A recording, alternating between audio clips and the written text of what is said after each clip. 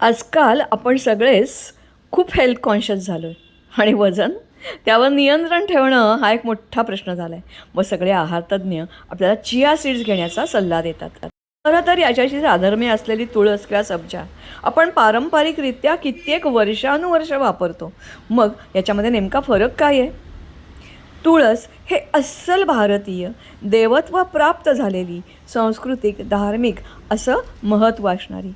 सब्जाही काही भागात वापरला जातो, मात्र चिया हे अमेरिका किंवा युरोपमध्ये घेतलं जाणारं पीक. त्यात अनेक गोष्टी साधर्म्य आहे. ही सगळी झाडं ही प्लांट्स आहेत, छोटी छोटी वाढतात, त्यांना फुलं येतात, मंजिऱ्या येतात आणि त्याच्या आतमध्ये बारीक बी असतं.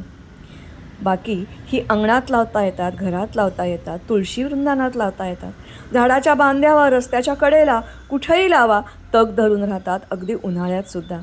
बस निचरा होणारी जमीन असली की बास.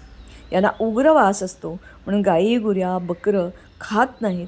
याच्याजवळ डासही फिरकत नाहीत अशा या गुणकारी वनस्पती. तुळसांचं बीज काय, तर तुळशीचे असंख्य उपयोग आपण करतो.